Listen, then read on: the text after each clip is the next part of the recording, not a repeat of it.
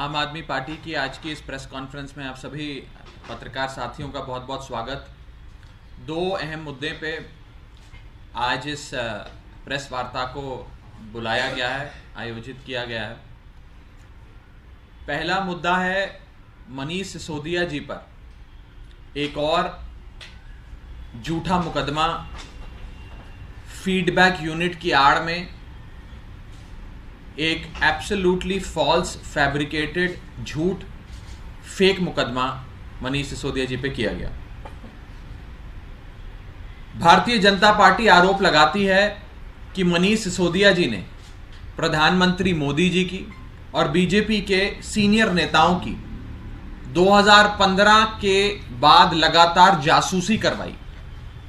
पिछले 8 साल से यह आरोप लगाया गया कि मनीष सिसोदिया प्रधानमंत्री मोदी जी और बीजेपी के बड़े बड़े नेताओं की जासूसी करा रहे हैं। इसके चलते उन पे सीबीआई का एक और मुकदमा दर्ज हो गया। पहले तो मैं ये पूछना चाहता हूं केंद्र में बैठी प्रचंड बहुमत की भाजपा सरकार से कि एक आधी स्टेट का एक आधा उप मुख्यमंत्री पिछले 8 सालों से देश के सबसे शक्तिशाली व्यक्ति प्रधानमंत्री मोदी जी और इतनी बड़ी प्रचंड बहुमत की बीजेपी सरकार के बड़े नेताओं की जासूसी करा रहा था, लेकिन इसकी कानो कान खबर ना केंद्र सरकार को थी, ना केंद्र सरकार की एजेंसियों को थी, ना CBI, ED, raw, IB, NIA, कोई भी बड़ी जो शाखा है, इंटेलिजेंस एजेंसीज है भारत सरकार की, उनके पास थी। और 8 साल से ये चीजें चल रही हैं। अगर ऐसा हो रहा है तो सबसे बड़ा सवाल तो भारत की एजेंसियों की और केंद्र सरकार की काबिलियत पे खड़ा होता है। अगर 8 साल से आप एक आधी सरकार का आधा मुख्यमंत्री, उप मुख्यमंत्री आपकी जासूसी करा रहा था और आपको 8 साल तक पता नहीं लगा, तो फिर चीन और पाकिस्तान आपके साथ क्या क्या कर रहा है, उससे तो फिर आप क्या ही लड़ पाएंगे। मैं भारतीय जनता पार्टी वालों को कहना चाहता हूं कि अगर किसी ने जासूसी करी आपकी, तो सबसे पहले तो एनआईए के, आईबी के और रॉ के बड़े बड़े अधिकारियों को सस्पेंड करें, उनके खिलाफ कार्रवाई करें, उन्हें पकड़ के जेल में डालें, उन पे सीबीआई के मुकदमे करें, क्योंकि वो चूक गए। 8 साल से कोई शख्स आपकी जासूसी कर रहा है और हमारी देश की सेंट्रल एजेंसीज जो हैं वो पता ही नहीं लगा पा रही। ये आरोप है बीजेपी। मैं बीजेपी वालों को एक हिदायत देना चाहता हूं कि आरोप ऐसे लगाओ कि लोग विश्वास तो करें। यह फीडबैक यूनिट की आड़ में सीबीआई द्वारा दर्ज करी गई मनीष सिसोदिया पर एफआईआर फैक्ट्स पर बेस्ड नहीं है, फिक्शन पर बेस्ड है। The FIR registered by the Central Bureau of Investigation against Manish Sisodia on the alleged pretext of snooping using a feedback unit is not based on facts and is purely based on fiction. ये BJP के अपने मन के ख्याल हैं और एक ही मकसद से ये जासूसी के नाम पर एफआईआर दर्ज करी गई मनीष सिसोदिया जी पर कि मनीष सिसोदिया बाहर ना आ पाए। एक मुकदमे में बेल मिले तो दूसरा मुकदमा दर्ज कर दो, दूसरे मुकदमे में बेल मिले तो तीसरा मुकदमा दर्ज कर दो। मुकदमे दर्ज करके यह चीज सुनिश्चित करो कि अरविंद केजरीवाल का दाहिना हाथ दिल्ली के उप मुख्यमंत्री मनीष सिसोदिया जेल से बाहर ना आ पाए। इसी कवायद में पूरी केंद्र सरकार लगी है। चीन भारत की सरजमी पे कब्जा करने की कोशिशें करता है, पाकिस्तान अपनी नापाक कोशिशें करता रहता है, लेकिन हमारी जांच एजेंसियां मनीष सिसोदिया को पकड़ के जेल में डालती हैं। इंटरनल सिक्योरिटी, चीन, पाकिस्तान, इनसे कैसे लड़ाई लड़नी है, इनसे कैसे निपटना है, उस पर हमारी एजेंसियों का बिल्कुल भी ध्यान नहीं है। मैं भारतीय जनता पार्टी के लोगों को कहना चाहूंगा कि अगर 8 साल तक देश की राजधानी में बैठा कोई शख्स, ना उसके पास पुलिस, ना उसके पास एंटी करप्शन ब्यूरो, ना उसके पास विजिलेंस विभाग, ना उसके पास कोई शाखा, वो फिर भी 8 साल तक प्रधानमंत्री जी की और बीजेपी के बड़े बड़े नेताओं की फीडबैक यूनिट के नाम से जासूसी करा रहा था। तो क्या हमारी देश की एजेंसियां, इंटेलिजेंस एजेंसियां सो रही थी? क्या हमारी एनआईए, रॉ, आईबी और तमाम इंटेलिजेंस एजेंसियां इतनी निकम्मी है कि 8 साल तक कोई एक छोटा सा आधे राज्य का आधा उप मुख्यमंत्री, ना पुलिस, ना विजिलेंस, ना ईसीबी होते हुए देश के सबसे शक्तिशाली व्यक्ति की जासूसी करा रहा है, लेकिन हमारी एजेंसियों को कानो कान खबर नहीं? क्या यह संभव है? अगर संभव है तो भारत की राष्ट्र सुरक्षा पे बहुत बड़ा प्रश्न चिन्ह खड़ा होता है, और अगर संभव नहीं है तो यह भारतीय जनता पार्टी की बौखलाहट दिखाता है कि कोई भी फर्जी मुकदमा मनीष सिसोदिया पे करो ताकि मनीष सिसोदिया जेल से ना निकल पाए। मैंने कल अपनी प्रेस वार्ता में आपको बिंदुवार तरीके से बताया था कि जो कथाकथित शराब पॉलिसी, शराब नीति को लेकर बीजेपी वाले आरोप हम पर लगाते हैं, उस केस में एजेंसियों के पास, ईबीआई, ईडी के पास ना मेरिट्स हैं, ना सबूत हैं, ना गवाह हैं, ना सवाल है मनीष सिसोदिया से पूछने के लिए। वही 4 सवाल रोजाना बदल बदल के पूछते हैं। कोई केस नहीं है, कोई रिकवरी नहीं है, कोई प्रोसीड्स ऑफ क्राइम नहीं है, लेकिन मनीष सिसोदिया को पकड़ के जेल में डालो। जांच की आड़ में मनीष सिसोदिया को जेल में रखो कि मनीष सिसोदिया जेल से बाहर ना निकल पाए। मैं बीजेपी को कहना चाहता हूं कि अपनी जांच एजेंसियों का ध्यान आम आदमी पार्टी और मनीष सिसोदिया से हटाकर उन लोगों पे डालिए जो लोग आपके नाम का इस्तेमाल कर कर भारत की एजेंसियों का, भारत के सुरक्षा विभाग का, पुलिस का, सबका मिसयूज कर रहे हैं। अभी हाल ही में हमने देखा कि गुजरात के भारतीय जनता पार्टी के एक साधारण कार्यकर्ता किरण भाई पटेल अपने आप को प्राइम मिनिस्टर्स ऑफिस का एडिशनल डायरेक्टर बताते हुए पिछले 6 महीने से कश्मीर में रह रहे हैं।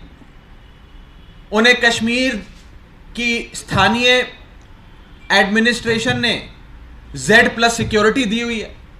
2-2 जैमर, 4-4 बुलेट प्रूफ गाड़ियां उनके साथ चलती हैं। 50 गनमैन लेकर वो चलते हैं। 5 सितारा होटल में वो रह रहे थे। सुरक्षा विभाग की मीटिंग्स बुला रहे थे। IAS IPS के ट्रांसफर करा रहे थे और पिछले 6 महीने से मौज मस्ती कर रहे थे कश्मीर में, सरकारी पैसे पे सरकारी तंत्र का इस्तेमाल करते हुए। क्या काबिलियत थी उनकी एक करने की? एक ही काबिलियत थी कि वो गुजरात इकाई के भारतीय जनता पार्टी के कार्यकर्ता थे। अगर जांच करनी है तो ऐसी जासूसी की जांच करिए। ऐसा शख्स जिसने हमारी जम्मू कश्मीर की पुलिस और सिक्योरिटी फोर्सेस के चक्रव्यूह को भेद दिया, उसकी जांच नहीं करती बीजेपी, क्योंकि वो गुजरात का बीजेपी का कार्यकर्ता है। लेकिन मनीष सिसोदिया पर झूठे मुकदमे करते हैं और कहते हैं कि मनीष सिसोदिया 8 साल से प्रधानमंत्री जी और भारतीय जनता पार्टी की जासूसी कर रहे थे। अगर जासूसी कर रहे थे तो हमारी जांच एजेंसियां पिछले 8 साल से आंखें बंद कर कर कुंभकर्ण की नींद क्यों सो रही थी? ये एक बहुत बड़ा सवाल है। और इस सवाल के साथ साथ मुझे लगता है यह चीज क्लियर हो जाती है कि भारतीय जनता पार्टी के पास कोई केस नहीं है, विश्वसनीय आरोप भी नहीं है, विश्वसनीय केस तो छोड़ दीजिए। बस मकसद एक है कि मनीष सिसोदिया जेल से ना निकल पाए, मनीष सिसोदिया जेल में ही बंद रहे।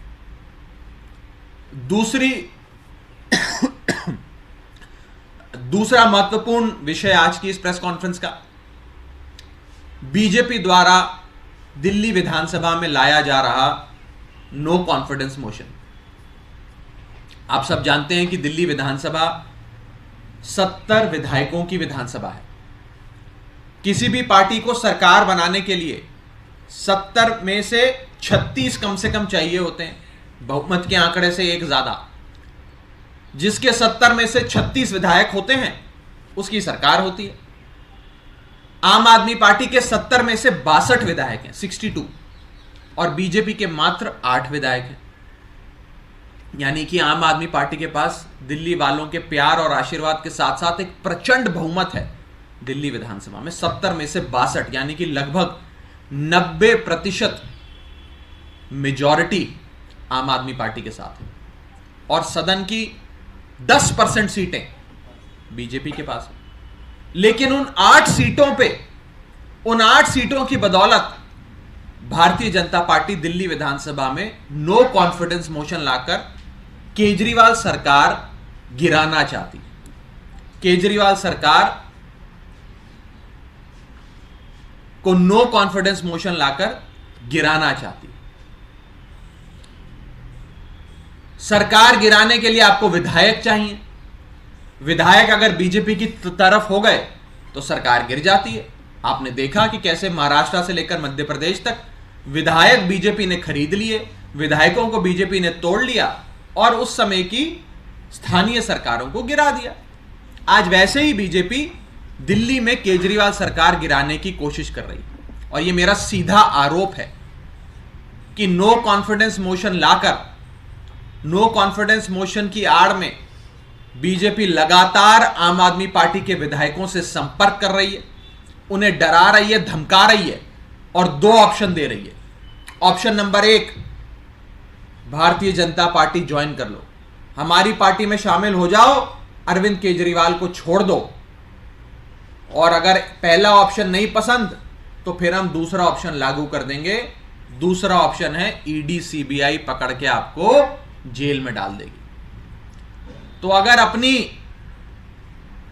स्वतंत्रता, लाइफ एंड लिबर्टी, अपनी आजादी प्यारी है तो बीजेपी में आ जाओ, नहीं तो पकड़ के सीबीआई ईडी आप पर कोई भी मुकदमा दर्ज कर कर, मन गढ़ंत आरोप लगाकर आपको जेल में डाल देगी। ये 2 ऑप्शन हमारे कई विधायकों के सामने बीजेपी रख रही है और साफ तौर पे कह रही है कि अरविंद केजरीवाल का दामन छोड़ो, आम आदमी पार्टी की पीठ में छुरा भोंको और आम आदमी पार्टी को छोड़कर बीजेपी में आओ, ताकि हम इस नो कॉन्फिडेंस मोशन के सहारे अरविंद केजरीवाल की सरकार गिरा दें दिल्ली में। ये भारतीय जनता पार्टी की नापाक कोशिशें दिल्ली में चल रही हैं। ये लोकतंत्र से खिलवाड़ बीजेपी का देश की राजधानी में चल रहा है। दिल्ली वालों ने लगातार बीजेपी को नकारा है।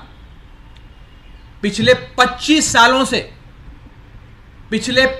सालों से दिल्ली में दिल्ली सरकार बनाने के लिए जितने चुनाव हुए, सारे चुनाव बीजेपी हारी। 25 सालों से बीजेपी दिल्ली की सत्ता से बाहर है।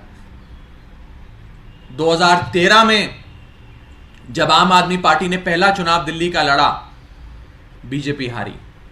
2015 में जब आम आदमी पार्टी ने दूसरा चुनाव दिल्ली में लड़ा, बीजेपी हारी। जब 2020 में आम आदमी पार्टी ने तीसरा चुनाव दिल्ली में लड़ा, बीजेपी हारी। आज बीजेपी हार हार कर भी सबक नहीं ले पाई।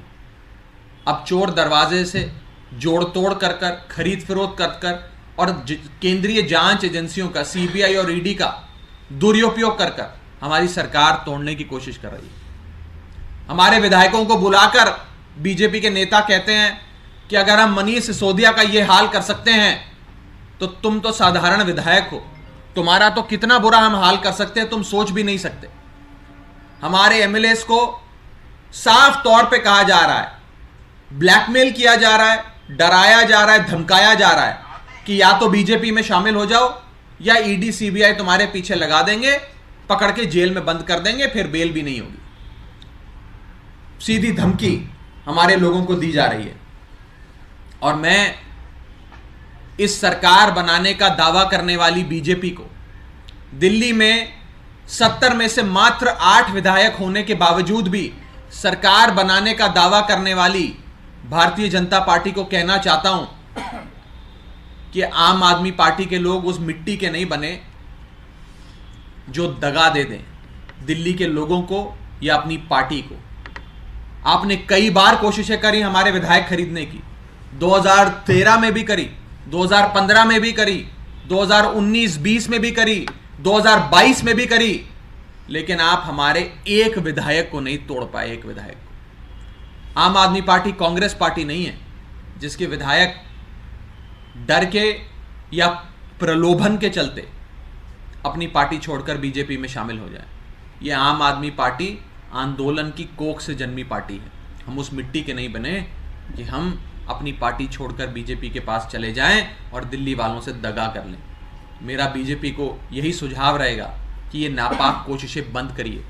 जनता के दिए गए फैसले का, चुनावों में जब जनता अपना मतदान देती है, उस फैसले का अपमान मत करिए, उसकी कद्र करिए और जनता के फैसले को स्वीकार करना सीखिए।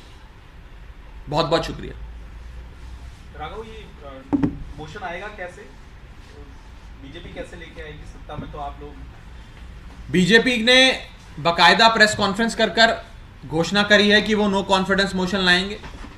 नो कॉन्फिडेंस मोशन सदन के भीतर जो भी लेजिस्लेटिव ग्रुप होता है किसी भी पार्टी से संबंधित, वो स्पीकर को एक लिखित में चिट्ठी लिखकर नो कॉन्फिडेंस मोशन ला सकता है।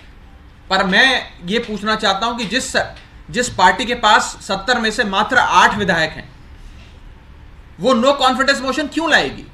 नो कॉन्फिडेंस मोशन का तो अंत क्या होगा, उसका क्या रिजल्ट आएगा, ये तो पहले ही पता है उनको। लेकिन वो फिर भी पूरे कॉन्फिडेंस के साथ नो कॉन्फिडेंस मोशन इसलिए ला रहे हैं क्योंकि वो खरीद फिरोत में लग गए हैं, एजेंसियों का सहारे से लग गए हैं, हमारे विधायकों को डराने धमकाने पे लग गए हैं। ये सच्चाई है। आज आपके कितने विधायकों को संपर्क किया गया है? तो कुछ विधायकों, हमारे बहुत सारे विधायकों को बीजेपी के कई नेता संपर्क कर रहे हैं, खुली धमकी दे रहे हैं। आप कहेंगे तो आने वाले समय में हम अपने विधायकों को भी आपके सामने पेश करेंगे कि कौन से विधायक को कौन से नेता का फोन आया। वो सारे खुलासे भी आम आदमी पार्टी आने वाले समय में करेगी। बहुत बहुत शुक्रिया।